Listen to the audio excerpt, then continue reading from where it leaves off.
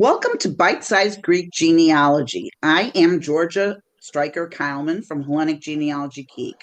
Hi, I'm Carol Kostakos Petranek from Spartan Roots. Welcome to episode 4, How to Find Your Grandmother's Greek Maiden Name. We've got some excellent tips for you, so let's get started. Remember, you're searching in U.S. records to learn your grandmother's maiden name. Georgia and I always recommend that you start looking for information in homes. Your parents, grandparents, aunts, and uncles may have documents and photos that will give you the names and dates you need to get started. This is page 1 of a 2-page rudimentary family tree that my mother wrote from memory over 40 years ago. In it, she detailed the names of parents and siblings on both her and my father's families. She knew the maiden names of her parents and their mothers. She even had the maiden names of my father's parents and grandmothers. She wrote this down because I asked her to do it. This information is what I used to start my research. Have you asked your relatives to write down what they know? Okay, this is my father's U.S. Greek Orthodox Church baptismal certificate from 1922. It is something you would find in your family's home records. As you can see, this is a form where the priest inserted the pertinent information. Let's talk about who the informant would be. Who gave the information to the priest? In this case, I believe it was the godfather who signed the certificate and had the official interaction with the priest. I want to read through parts of the translation of this document because the phraseology is a little confusing, and I have a translation over on the left-hand side. It says, it is hereby certified that the legal couple, Saranto and Georgia Stratogopoulou, he, born in St. John of Lacedaemon, she, born in St. John Theologo Lacedaemon, child of John Babetsi.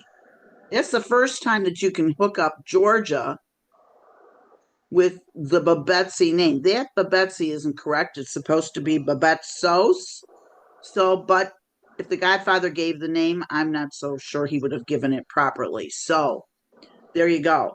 So you need to find as many records as possible to verify the names. All right. Towards the bottom, it says the godfather, Vasilios Vasilopoulos, pulled the child out of the font and named the child George in the presence of the undersigned witnesses. So that's all the way down on the bottom is where you find out what the child's name is. Now, it's interesting that the priest also spelled Yorgos as Yorgon. And I don't know why, but that's the way it is. This is another example of a church birth baptism certificate created at a later date. The certificates vary from church to church. This is also a form where the priest wrote the information given by the parents or godfather. And you can see here we have a mother's maiden name in both Greek and English. We have a child's birth, and we have the child's baptism date. This is a U.S. Greek Church birth baptismal register.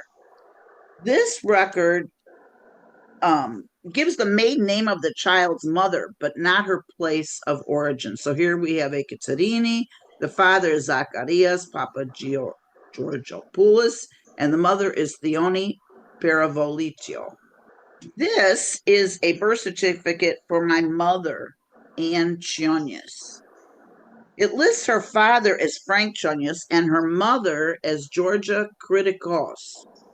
This information would have been given to the clerk at the hospital, probably by the father, Frank Chionius, so I'm going to assume it's correct. So her maiden name is Kritikos. Okay, we're now going to show you a variety of marriage certificates that you may find in a home. Churches issue different variations of certificates. This one, from Holy Trinity Church in Chicago in 1922, gives the name of the groom, the maiden name of the bride, Georgia Kritikos, and the date of marriage. It was created from information written in the Church Marriage Registry book. Here are 2 other examples. Both are from New York churches in the same time period, about 1915, but the certificates are totally different. The document on the left shows that the bride is Angeliki Geftaxia. Her birth village is Mistras. The document on the right shows the bride's name is Hariklia G. Arida. It does not give her village, but it does give her age as 20. Now, note that both of these documents give the bride's father's name or his initial, Konstantinos on the left and G on the right, while the one on the previous slide for George's family does not give the bride's father's name. The certificate on the left is signed by the best man who verified the information. The certificate on the right is not signed by the best man nor the bride or groom. This is a U.S. Greek Church marriage register. The bride's information is Eleni Driva as her maiden name. Her father's name is Ioannis. Her village of birth is Kremasti, Lakedamonos. The information was provided to the priest by the bride and groom. These are documents pertaining to a civil marriage in New York. The document on the left is an affidavit for a license to marry. The form was filled out by the bride and groom to apply for a marriage license. So he wrote his information on the left column, she wrote hers on the right. Each gives the name and birth country of their father and the maiden name and birth country of their mother. Both sign at the bottom to verify the information is correct. So that's the document on the left. The document in the middle is the official marriage license. The clerk typed this form, taking information as it was handwritten by the couple in the affidavit, so she just transcribed it. The document on the right is the official civil marriage certificate. It was filled out by the priest and signed by 2 witnesses. Now, many of us try to find the marriage certificate. However, if you don't have the marriage license or the affidavit, you're not going to have the names of the parents of the bride and the groom. So try to find all 3 documents, the affidavit, the license, and the certificate, so you can correlate and confirm information. This is a civil marriage record with incorrect information. This record was created by the county clerk of Cook County, Chicago, who was given information by the bride and groom. The bride's name is written as Georgia Bapatsu. It should be Georgia Babetsu. Is this the only record you have for Georgia's maiden name? You will have incorrect information. So it seems that the clerk wrote what she heard, not what was written down somewhere. So this is phonetic. Okay, now we've got a civil death record. The information on death certificates varies depending on the state and the year the certificate was sealed. On the left is a certificate from New Jersey. It does not ask for the names of the parents of the deceased. On the right is a certificate from New York. It does ask for the father and mother's maiden name of the deceased. Okay, civil death record, incorrect information. Now, this is very possible. Remember, that information on a death certificate was given by an informant, a child or a relative. Always look at who the informant was. This will help you determine the accuracy of the information. On the left is the death record of Louis Pappas. Louis's son, Nicholas Pappas, was the informant. He gave the maiden name of his father's wife as Angelina Eftagas. It should be Eftaxias. He gave the maiden name of his father's mother as Catherine Electolis. It should be Eliopoulos. We can assume that either the clerk wrote the information phonetically or that Nicholas gave the information incorrectly. On the right is the death record of Anastasios Kritikos. The informant was Nick Manousos. Now, I know this record because that was my great-grandfather, Anastasios Kritikos. Nick was a cousin on the other side of the family and not related to Anastasios. Nick Manousos gave Anastasio's father's name as Nicholas Kritikos, which is wrong. That is the name of Anastasios' older brother. Nick gave Anastasios' mother's name as Mary Manousos.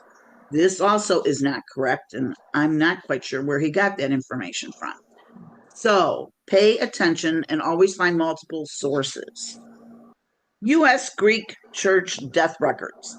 This is from the Greek Church Death Registers. Do not include they do not include information about a woman's maiden name. If she was married, she is listed under her married name. However, there's a column on page 2 that lists a surviving relative. This may give you clues as to the woman's birth family. Therefore, it is helpful to write to the church and ask for a death record. Also, there's a column that lists the cemetery. A form had to be completed for the burial to take place. You can contact the cemetery and request information. Okay, in previous videos, we've talked about the importance of searching in probate records. In this one, we find that the mother of the deceased is Theone, who was the wife of Vasilios G. Koniditsiotis and the daughter of John Vlahakos. So we've got her maiden name as Vlahakos. Her village of birth is also given in another document in the probate file, so don't overlook this collection. Naturalization records, we all know, are excellent resources. You should be finding the naturalization record for anyone whom you're researching. This one is for Mary Gallos, which is her married name. She states that she entered the U.S. as Marigo Kritikos, which was her maiden name. Mary signs this document using her married name, thus indicating that the information is correct. For many years, I tried to find the Greek surname of my mother's cousin, Charles Silty. Obviously, Silty is not a Greek name. I had a breakthrough when I found this petition for naturalization for his wife, Anna Helen. She gives her surname as Silimiotis and Silty. Perfect. Now I've got a document with both the Greek surname and the English name. The petition and certificate of arrival for her naturalization record both show that she entered the U.S. as Anna Papastafopoulos, so I now have her maiden name. This example shows the importance of looking for all family members, in this case, the wife of my mother's cousin. Anna signs this document with both names, verifying the information is true. So, even though I was trying to find the Greek name for Charles Silty, I didn't find it until I looked up information for his wife, Anna. Passenger ship manifests sometimes have handwritten notations. In this example, we are lucky and very surprised to see the name Mandropilia written after the passenger's name, Olga Kondouros. As we look on page 2, under the column Name of Relative in Country, we see that, indeed, her maiden name is Mandropilia, as her mother is listed as Georg, which would be Georgia, Mandrobiliou of Sparta. Another thing to remember, this family was not from the city of Sparta, but from Xirokambi, a village about 15 minutes south of Sparta. We've mentioned before that people will often give the name of the nearest larger city rather than their village. Still, this gives us a good geographical area in which to search. But if you cannot find a relative in a passenger ship record, then you must look for them in border crossing records. In the early 1900s, laws were passed to restrict immigration. Greeks who could not enter the U.S. either went to Canada or to Mexico. They stayed there for a while, then came into the U.S.